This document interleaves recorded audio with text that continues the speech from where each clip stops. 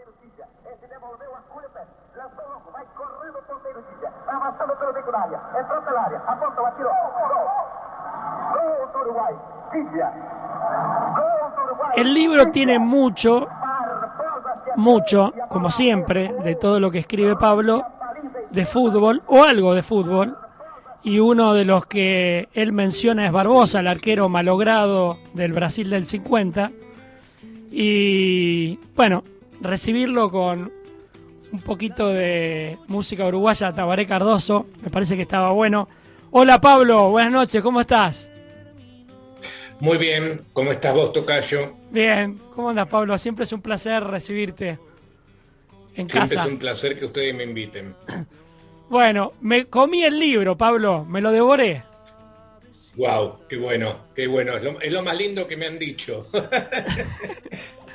¿Te acordás cuando decía, te lo devoraste cuando erraban un gol? Bueno, me lo comí en 3 días. Muy interesante porque haces una visión de lo popular, de la cultura popular, y posteriormente en el último capítulo haces un análisis muy interesante de cómo debe ser vista o cuál es la reflexión futura de lo popular. Pero contanos un poco vos cómo arranca el libro y bueno, y por supuesto de qué se trata. Bueno, a ver, arranca, como vos decís, con una estadía mexicana, que era la gran excusa que yo estaba buscando para tener 4 meses puramente dedicados a leer y escribir. Porque necesitaba ese tiempo para poder saldar 10 años de lecturas, digamos. Uh-huh. Exagerar decir 20, mientras daba muchas vueltas por el fútbol, yo seguía acumulando en esta dirección, que era lo de volver a pensar, volver a hacer teorías sobre las culturas populares, ¿no? Que se habían dejado de hablar, se había dejado de hablar de ellas en los últimos 30 años. Entonces, bueno, pasé 10 juntando ideas y tomando notas y leyendo cosas, y en algún momento me pude meter en un par de bibliotecas y actualizarme mucho, pero todo eso eran un montón de archivos y carpetas en la computadora y en los papeles, y necesitaba un tiempo para poder sacarlo. Y la estadía en Guadalajara incluía como parte del contrato que yo tenía que escribir un libro. O sea que era un acuerdo perfecto, digamos, ¿no? Venite, que lo que tenés que hacer es escribir un libro, y lo que yo quería hacer era escribir un libro. Entonces, esa es la historia corta. Después tiene otros vericuetos, tales como que en el contrato, y eso me enteré también cuando llegaba a Guadalajara, estaba incluido que yo tenía que jugar al fútbol una vez por semana. ¿En serio? No, pero cuando llegué me dijeron, mirá, loco, tenés que jugar al fútbol todos los jueves a la tarde, y ¿qué le vamos a hacer? Lo tomé como parte del contrato. Y la otra es, como vos decías, fue la pandemia, ¿no? Yo estaba ya en marzo, y de pronto el 20 de marzo se cayeron todos los vuelos, y tenía que salir como rata por tirante, y tuve la suerte de entrar en el vuelo que la Fuerza Aérea Mexicana hizo el 30 de marzo, 31 de marzo, no me acuerdo bien. Entonces, lo que iba a ser un mes de escritura mexicana terminó siendo un mes de escritura encerrado en mi casa en Buenos Aires. Pero nada, el compromiso estaba tomado, así que estuvo muy bien hacerlo, fue muy, muy grato hacerlo. Así que esa es la historia, digamos, corta, ¿no? del libro. Pero como dije, lo que el libro quería era saldar mi deuda con...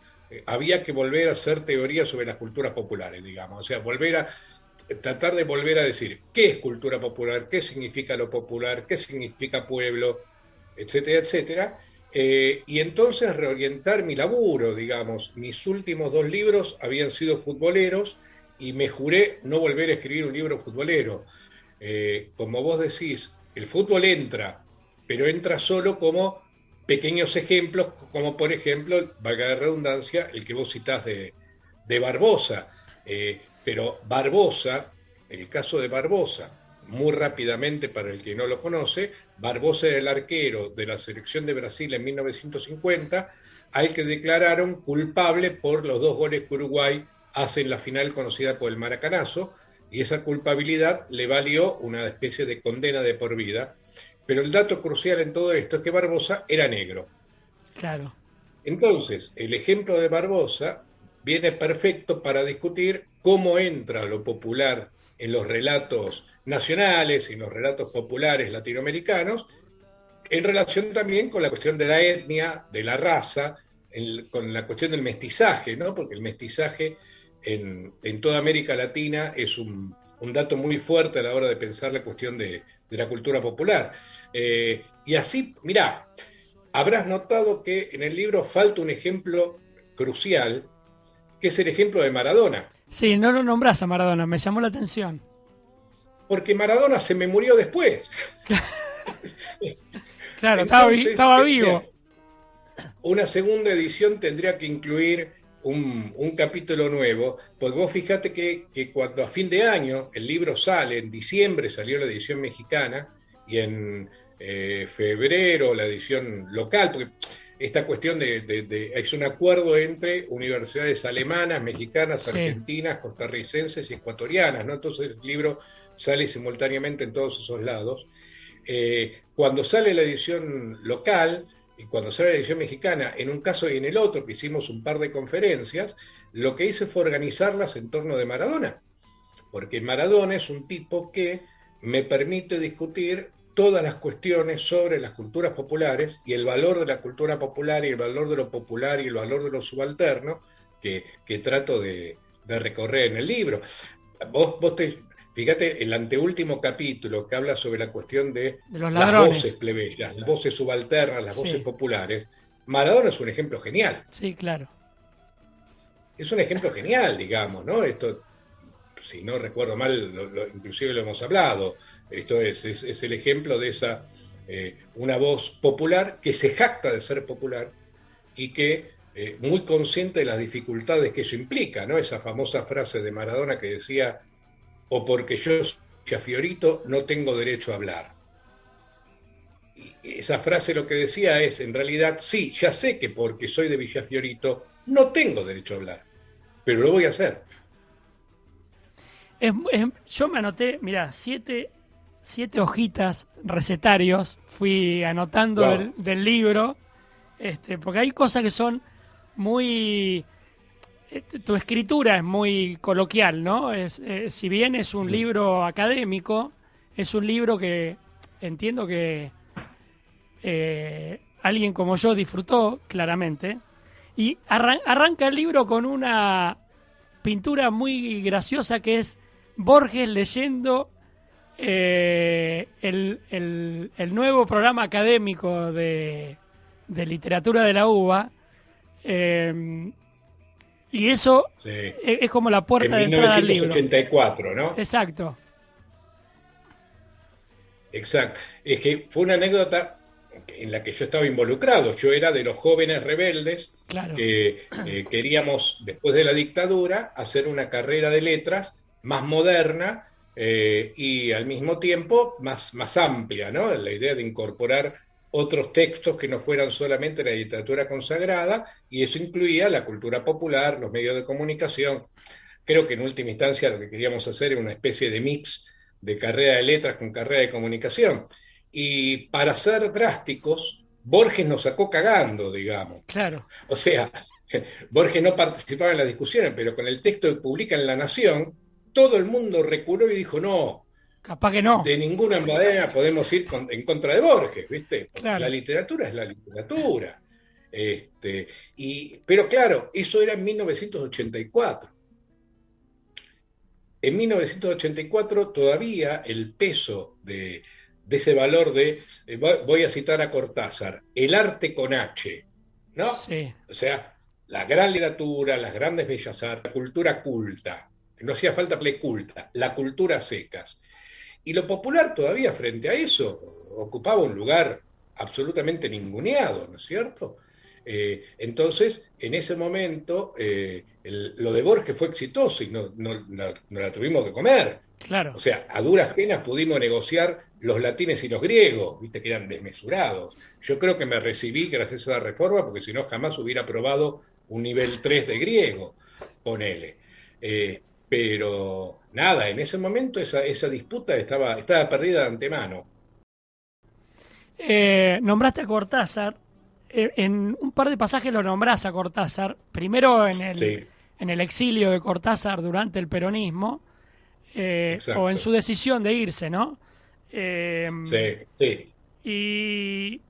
Y después lo volvés a nombrar porque Cortázar tiene una frase que la anoté por acá sobre el peronismo, que como que al final todos vamos a ser peronistas en algún momento de la vida.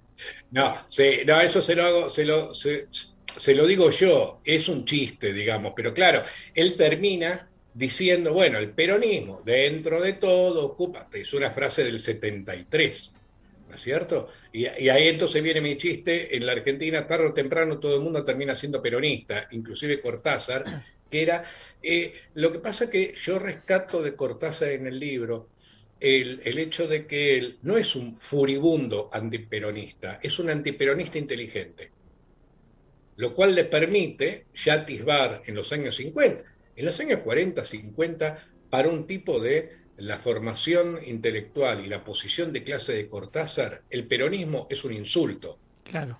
Así es como Borges y Bioy Casares, por ejemplo, desbarrancan en La fiesta del monstruo, que es un texto espantoso, ¿no? Y entonces es lindo comparar cómo un antiperonista inteligente, al que hay algo ahí de la cuestión de lo popular que lo seduce y no lo repele, puede escribir cuentos como Casa Tomada o Las Puertas del Cielo, o Ómnibus, digamos, no todo bestiario, es una especie de discusión con el peronismo, pero es una discusión inteligente, que Borges, por ejemplo, nunca pudo dar, ¿no? Borges se bloquea frente al peronismo y no hay caso. Parece, ¿te acordás la famosa anécdota para hablar de Bahiense, de Martínez Estrada? Sí, claro. Que Martínez Estrada le agarra psoriasis cuando empieza el peronismo y se cura cuando se va el peronismo.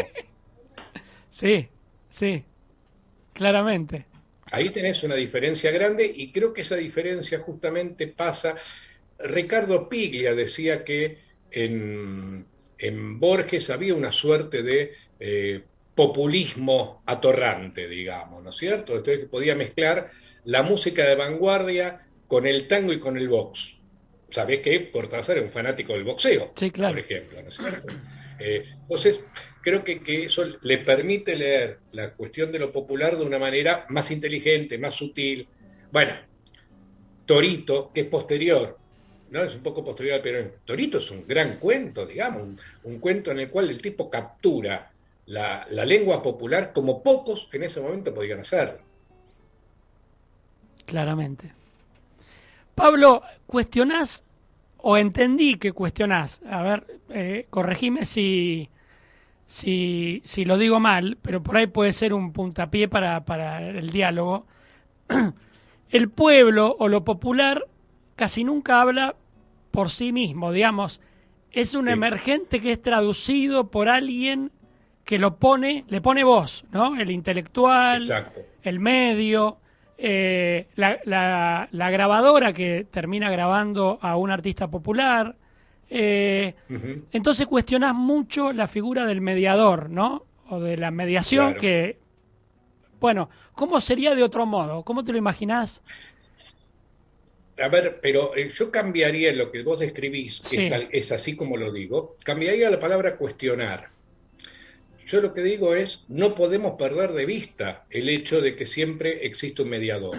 Está bien, claro. Esto es, que no podemos suponer que el mediador es la representación fiel, una especie de medium para, a ver, vamos a buscarlo por el lado del espiritismo, sí. Digamos, ¿no? Una boca que habla el pueblo habla por la boca de este intelectual, este ilustrado, este letrado o este productor discográfico, ¿sí? Me gusta lo que, inclusive esta idea de la discográfica, porque estoy metido hasta la frente trabajando sobre Palito Ortega, ¿no? Sí, sí. Y el tipo más exitoso de la historia de la música popular argentina. Así, por afano, ¿no? Y todavía hoy vigente. Y entonces uno dice, bueno, ni lo popular habla por la voz de Palito, lo popular habla por la voz de Palito Ortega, pero no es una decisión de Ricardo Mejía y la RCA Víctor. ¿Sí? Entonces, es más complejo, ahí funcionan toda una serie de mediaciones y deformaciones. Si yo supongo que por el hecho de ser un miembro de las clases populares tucumanas, un cabecita negra, objetivamente, en el sentido como se lo describía en los años 60, la voz de Palito es la voz popular, estoy metiendo la pata. Claro.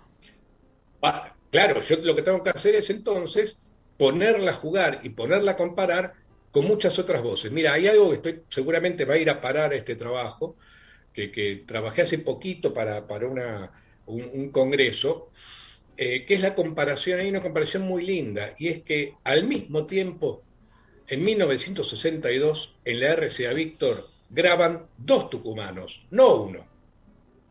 Graba Palito Ortega y graba Mercedes Sosa. Ah, claro. Graban al mismo tiempo. Lo que ocurre es que lo que graba Palito Ortega la rompe, la descose, la deja así chiquita, y el disco que graba Mercedes Sosa en 1962 es muy malo y pasa inadvertido. Mercedes Sosa explota 3 años después, en 1965, y no con la RCA Víctor, sino con la Philips. Claro. ¿Sí?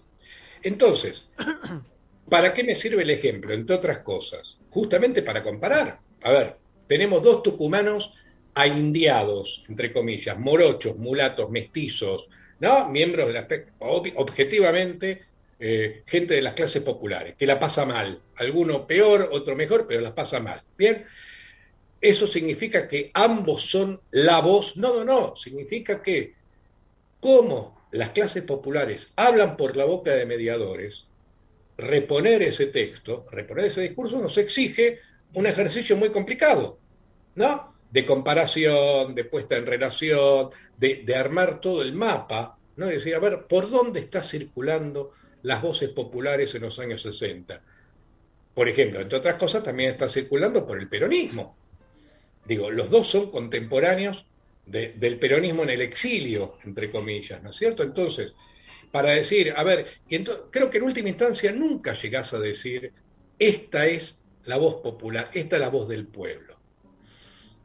No hay modo, no hay modo. En algún momento de mi deriva futbolera, pensé que las hinchadas significaban una voz popular sin mediación. Y eso también es falso. ¿Por qué? Porque la voz de las hinchadas está también atravesada por la industria cultural. No hay una sola melodía que no venga de la industria discográfica. Claro. Entonces no puedes encontrar ahí también la ausencia de mediación. Por eso el punto es que escuchar las voces subalternas, escuchar las voces plebeyas, es un ejercicio complicadísimo. Y al afirmarlo, no digo que lo tengo resuelto, no es que yo sí tengo la oreja, yo paro la oreja y escucho todo. ¿Me entendés lo que quiero decir? No, de ninguna manera. No, y aparte el libro termina con 8 interrogantes, digamos, con 8 preguntas, ¿no? No termina con definiciones, claramente. No, no, no. Y yo creo que eso es, mira, eso es lo que uno aprende cuando se hace más grande, digamos, ¿no? Y es que es más importante hacer buenas preguntas que tener buenas respuestas. Sí, claro. Suele ser, esos argumentos son aquellos con los que suelo terminar mis clases en justamente mi materia, que se llama Cultura Popular y Cultura de Masas, en la UBA. Y el argumento central es, loco, lo que estamos planteando no es una lista de recetas, sino una serie de preguntas. La cultura de masas nos exige que le hagamos todo el tiempo preguntas, no afirmaciones. Es todo industria cultural, es todo alienación, es la voz del pueblo, es lo que le gusta a la gente, si a la gente le gusta por algo será. No, esas no son las afirmaciones correctas. Lo correcto es hacer buenas preguntas. Y lo que yo digo en el libro, que esto es, digámoslo, quizás lo más importante de mis posturas contemporáneas, es que la pregunta clave es, ¿esto es democrático? Esa es la pregunta fundamental. ¿Es esto una cultura democrática? ¿La cultura de masas representa democráticamente? La cultura popular es una cultura que democráticamente pone en escena a las voces subalternas, las voces plebeyas, las voces generizadas, digo, esto también es algo relativamente nuevo en mis preocupaciones, quiero decir, tiene 10 años, pero a ver, hace 20 años, 30 años, no había pregunta por el género. Sí, sí. No había pregunta por el género. Cuando Josefina Ludmer hace su libro fenomenal, que fue El género gauchesco, un tratado sobre la patria, dice, hay que preguntarse, en América Latina hay que preguntarse por los gauchos, los indios y los negros. Pero claro, en los 80 no cabía decir les gauches, les indies y les negres.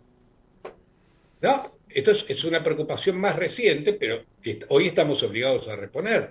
Dentro de esa cuestión de la subalternidad aparece también la cuestión de género, aparece la cuestión étnica, la cuestión racial, la cuestión etaria, digamos, ¿no? Esto es cómo funcionan también los jóvenes. A ver, básicamente es reponerle la pluralidad que la palabra gente nos saca todo el tiempo, ¿no? ¿Qué piensa la gente? Yo qué sé qué piensa la gente. Prefiero preguntarme qué piensan jóvenes, mujeres, cordobeses de clases populares, mestizos, por ejemplo. Sí, claro, ahí vas a tener una respuesta un poco más cercana a la realidad que si... Claro.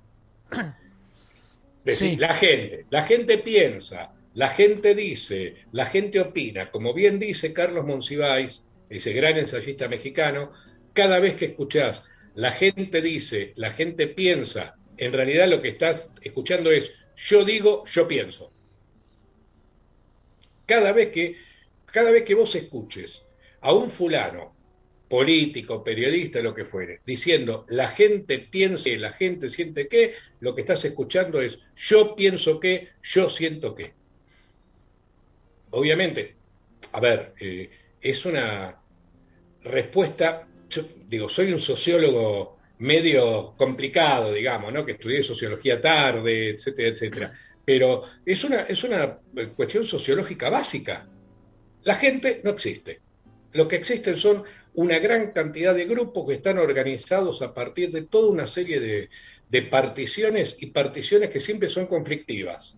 Esto es, si sos hombre, no sos mujer ni sos otras posibilidades del género, y si sos morocho, no sos un blanco de clase media urbana, y así, digamos, ¿no es cierto? Entonces, tenés que las sociedades están organizadas, distribuidas a partir de líneas de corte, que son líneas de corte siempre conflictivas. En el momento que decís gente, te cargaste el conflicto. Pero si te cargaste el conflicto, te cargaste la democracia. Porque en el momento en el que decís la gente, estás diciendo los sujetos de clase media, blancos, urbanos y hombres, piensan que desapareció lo democrático ahí. hice silencio para que quede esa afirmación como reflexión, porque eh, claramente siempre termina homogeneizándose algo que tiene miles de tonos en el medio. Y también fui anotando cosas que me mencionás creo que brasilera Marinela Chauí, ¿puede ser? Sí. Sí. La mencionás, que dice que la cultura popular se definía como la cultura hecha por el pueblo en contra de la cultura hecha para el pueblo. Y yo hablás después del hibridismo que mencionás en los 90, y yo me preguntaba, ahí hice una pausa y me preguntaba si el Menem patilludo, con el poncho, en los 90, pero con política neoliberal, era eso que vos describís como neopopulismo liberal. Sí, sí, claro que sí. A ver, lo de Marilena Chagüí, que es una gran intelectual brasileña, todavía activa, Marilena, era muy, muy fechado, es de los 70 hasta los 80, digamos, ¿no? Donde todavía permanece esa especie de diagnóstico revolucionario según el cual el pueblo existe y el pueblo será la vanguardia, digamos, que nos conduzca a una sociedad más justa. Esa idea de de que el pueblo produce su propia cultura en contra de una cultura que le es impuesta es una idea que ya tuvimos que abandonar. En realidad, las clases subalternas sí tienen apropiaciones distintas de la cultura de masas, a veces en contra y a veces no en contra. A veces el modo en que las clases populares se relacionan con la cultura de masas es una relación de pura aceptación y aquiescencia, no de resistencia. A veces es resistente, a veces no es para nada resistente, todo lo contrario. Más, en ese punto está posiblemente uno de los debates más urgentes en la escena contemporánea, ¿no? ¿Por qué las clases populares en muchos casos terminan votando a sus propios explotadores? Dejemos esto en suspenso.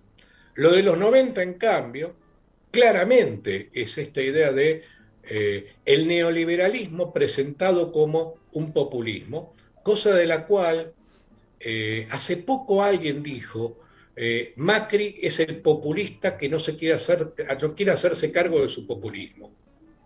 En realidad, el neoliberalismo se presentó como un populismo, ¿no? En la idea de que lo que el neoliberalismo venía a proponer era sentido común popular. Era Doña Rosa. ¿Te acuerdas de Doña Rosa? Sí, claro. Juanito? Sí. Bueno, esa idea de que el neoliberalismo era sentido común popular es el modo como el neoliberalismo también tiene una máscara populista. Es decir, presenta sus afirmaciones como propias de un sentido común popular. Por eso es que entonces lo de Menem es una operación exitosa, porque combina de una manera perfecta el neoliberalismo más radical con el populismo más eficaz, que es el peronismo. Ahí es donde aparece esa eficacia y donde aparece además también de manera muy fuerte la transformación, no voy a decir definitiva, porque nada es definitivo, pero sí la transformación más feroz de la cultura de masas como centro de la cultura. Es decir, el momento en el cual lo que queda desplazado no es lo popular, lo que queda desplazado es lo culto. Siempre pongo el ejemplo de cómo las burguesías terratenientes argentinas fundaban el Teatro Colón y las burguesías empresariales contemporáneas cantan Gilda en el balcón de la Casa de Gobierno. ¿Se entiende el parangón? Sí, claro. Lo que vemos es una transformación brutal de esa distribución cultural, por la cual lo que llamo plebeyización en el libro, ¿no? Sí. Es decir, los sectores dominantes se plebeyizan. ¿Qué quiere decir? Que adoptan, hacen propios prácticas, lenguajes, bienes, repertorios tradicionalmente propios de lo popular, propios de las clases populares. Esa operación es genial, porque es muy eficaz. Macri hablando en lenguaje futbolero. Mira, Macri es una síntesis perfecta de todo eso. Por un lado es, a ver, cuando digo Macri cantando Gilda, me permite meter las dos cosas, la cumbia y el fútbol. ¿No? Macri es a la vez el tipo que canta Gilda, el tipo que presidió Boca y que además en su relación con los líderes internacionales lo único que sabe hacer son chistes sobre fútbol o el número 5 del Dinamo de Kiev, ponele. Entonces, claro, ahí vos fíjate cómo el riesgo de caer en esta trampa. La trampa sería que, entonces ahora lo popular es hegemónico. No, loco, No. lo popular no es hegemónico, sino que las clases dominantes se apropian de lo popular, en este sentido plebeyizado, en este sentido neopopulista. Insisto con lo de antes, lo que vuelve más complicado todo es que el neoliberalismo es un populismo muy eficaz, muy eficaz, ¿no? La trampa está en que, claro, vos te encontrás con lo que es hoy el discurso periodístico, el discurso político, según el cual todo lo que es populismo es caca. Entonces, ¿cómo? Es muy difícil rebatir y decir, miren, discúlpenme, pero la derecha argentina es populista. Claro, claramente. Pero es un debate muy difícil de dar, ¿viste? ¿Cómo hace? ¿Cómo le decís a Morales Solá o a Fernández Díaz, o a tanto salame de traje en la tele, o editorialista en los diarios, ¿cómo le explican? ¿Cómo le decís? Mirá, loco, no es populismo por un lado y republicanismo democrático por el otro. No, son populismos, digamos, que apelan a herramientas similares, a sujetos políticos similares, ¿no? A estrategias publicitarias similares, con orientaciones distintas, digamos. Hay un populismo más, entre comillas, más distributivo, más inclusivo, como se dice ahora, pero fíjate, mira esto, ¿no? Es algo que creo que no lo puse en el libro, pero es algo que me obsesiona. La palabra inclusivo la pueden usar los dos. Totalmente. ¿Entendés? Porque ser inclusivo garpa. No, vos no podés no ser inclusivo. ¿No? Ahora, de todas maneras, sí tengo claro, no voy a caer en el es lo mismo. No. Claramente hay un populismo que es más democrático, más inclusivo, más distributivo, etcétera. Y hay un populismo que es profundamente reaccionario y es profundamente neoliberal. Pero no lo que quiero señalar con esto es que la retórica neoliberal es también profundamente populista. Pablo, vos sabés que en un pasaje iba leyendo, lo debo haber anotado por acá,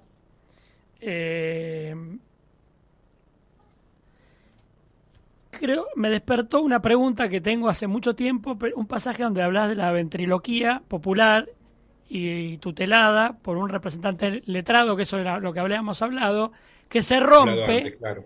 que se rompe en algunos lugares de Latinoamérica con Evo, Mujica, Lula, un sindicalista, y yo ahí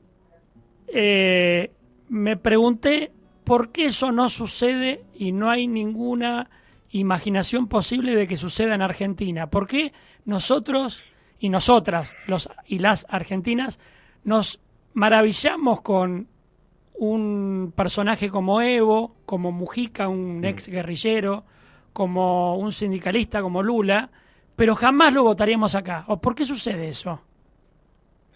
Es muy buena pregunta. Por supuesto, digo, los casos de Evo y de Lula son absolutamente excepcionales.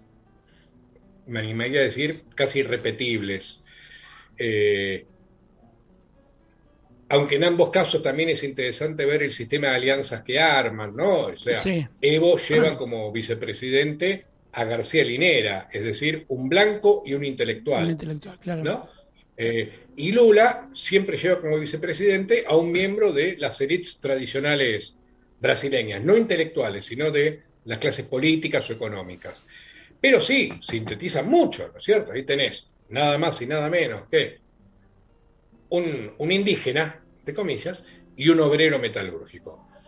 La Argentina es un país en el que la rebelión plebeya más explosiva y exitosa, que fue el peronismo, sin embargo, delegó su plebeyismo en una dirigencia de clase media blanca. ¿No? Esto es, nunca los sectores. Esto se puede sintetizar en el fenómeno del 17 de octubre. El 17 de octubre, como explosión, perdón, carnavalesca, plebeya, profundamente popular, que culmina la noche cuando Perón dice: bueno, muchachos, y ahora a casa. Y a partir de ahí entonces, el peronismo, como decía John William Cook, ese hecho maldito del país burgués, nunca cede la dirección a esos sectores laburantes, plebeyos, populares, proletarios, etc. ¿No? Un viejo amigo y colega peronista hace muchos años me decía: el movimiento obrero es la columna vertebral, pero nunca el cerebro, ¿no? Y eso es muy claro en el fenómeno del kirchnerismo. El kirchnerismo, que es, para mí, sin ningún tipo de duda, un peronismo muy clásico, ¿no? En el sentido de los mecanismos distributivos, de inclusivos, etcétera, etcétera, es un plebeyismo sin plebeyos. No hay un plebeyo. ¿Sí? Esto es, son todas clases medias blancas, al ser posible hombres, con alguna ganancia en los últimos años. La figura de Cristina, obviamente, no responde a la característica, responde a la característica de mujer, clase media blanca y abogada, ¿no es cierto? Entonces, es apenas ese desplazamiento de género. Pero un fenómeno como el de Evo, no soy un experto en Bolivia, conozco en cambio muy bien Brasil, ¿no? Lo de Brasil fue la construcción del PT en torno a los sindicatos metalúrgicos brasileños durante 30 años. 30 años. No es la explosión de un 17 de octubre. ¿Me entendés? Sí, claro. O ese suceso anómalo de Kirchner encabezando una fórmula que nadie sabía que iba a encabezar y ganándole a Menem que nadie sabía que se iba a bajar, ¿no? Ahí hay una anomalía, ¿no? Un hecho absolutamente excepcional, no una construcción de 30 años. De todas maneras, el PT, ojo, también tributó a este desplazamiento hacia los blancos de clase media urbanos, ¿no es cierto? El PT tenía una influencia muy fuerte en la intelectualidad brasileña, ¿no? La intelectualidad brasileña, ser intelectual en Brasil es ser, por definición, blanco y burgués. Uh-huh. A la universidad no llegan ni los miembros de las clases populares, ni por ende tampoco los negros. Entonces, esa pata académica, esa pata político-universitaria del PT era una pata absolutamente, insisto, blanca y burguesa, ¿no? Lo cual, nada, no se le hacía fácil. De todas maneras, sí, el fenómeno del PT, el fenómeno de los gobiernos de Lula y Dilma, vos fijate el pasaje, ¿no? Lula a Dilma, es decir, pasa de un hombre a una mujer, pero implica un ascenso de clase. Dilma es una de estas intelectuales blancas, burguesas y urbanas, ¿no es cierto? Pero digo, nada, esto es parte de los misterios de la política latinoamericana. A mí, por ejemplo, en este momento me parece lo más suculento por delante es qué va a pasar en Perú. Digo, Castillo, el candidato de la izquierda, bueno, al lado de Keiko Fujimori, todo es ultraizquierda, por supuesto. Claro, es estalinista. Pero es un candidato muy interesante, ¿no? El tipo combina la cuestión de la sierra, lo indígena, la educación popular, etcétera, etcétera. Digo, ahí hay otro fenómeno que si llegara a ser exitoso, cosa que nadie puede asegurar, ahí hay un foco para poner.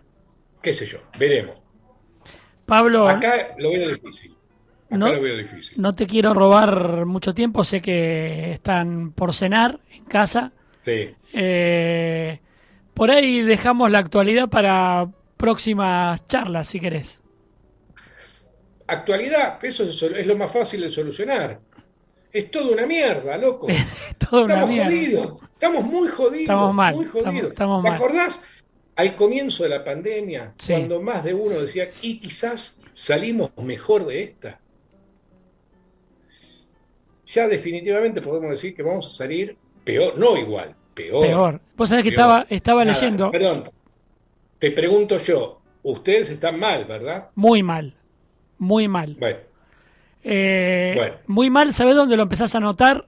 Que hoy ya se nota en el país epidemiológicamente en la cantidad de muertos, porque los testeos son un número que, bueno, son objetables totalmente. Que haya 500 casos en Bahía es una grosería. Amigo Juan Pablo Chipka recordaba hoy que es como si en un solo día se hubieran producido Cromañón y no me acuerdo qué más. Exacto. Digamos, ¿no? Hasta hace poco se cae un Boeing 747 todos los días, 340 muertos. Y no, pero realmente es, además de lo personal, digo, tenemos miedo. Sí, claro, sí. La verdad lo hablamos en otro momento. Sí, porque da para un rato largo y de análisis Me interesaría charlar con vos esto de cómo es la posición tomada, es tan absurda a veces que es hasta a riesgo de vida, ¿no? El posicionamiento. Sí. Y empieza a pegar al lado, Bueno, pero es para un análisis rico, pero no hoy, porque si no se te van a enfriar los fideos y... Dale, sí. Y no, Sí, ¿no? sí, sí. Y Lo hacemos en otro momento. Digo, siempre es bueno tener una excusa para seguirla, Pablo. Pablo, gracias por el gesto de mandarme el libro. Lo valoro muchísimo. Pero discúlpame, aprovecho con eso. Este libro para mí es un hallazgo también en ese sentido. No es que te lo mandé, está libre. Lo paso porque... Es libre el link, o sea, bien. parte del proyecto consiste justamente en que los libros sean gratis. Está libre online para descargar, se puede descargar en cualquier formato, lo podés leer, lo podés imprimir en la computadora, en el Kindle, en lo que se te cante, en el celular inclusive. Sí. Entonces eso, te digo, también me parece una novedad interesante. Sí, claro. Lo que te debo es la lectura de tu libro de poemas por ahora. Ya lo vas a leer, tranquilo. Lo lees entonces Seguro que sí. en 1 hora y media. Seguro que sí. Bueno, Seguro Pablo, que sí. te mando un abrazo, gracias como siempre y nos mantenemos en contacto. Claro que sí. Lo mismo para vos y todos los amigos de por allá. Gracias, Pablo. Chau. El sociólogo, y yo ya diría amigo Pablo Lavarces, hay gente que no necesitas conocer personalmente para tener ese afecto que te vincula la contemporaneidad, el libre pensamiento, la libertad del análisis, la generosidad, por supuesto. ¿Qué les parece si hacemos tema tanda y volvemos con Claudio Doval?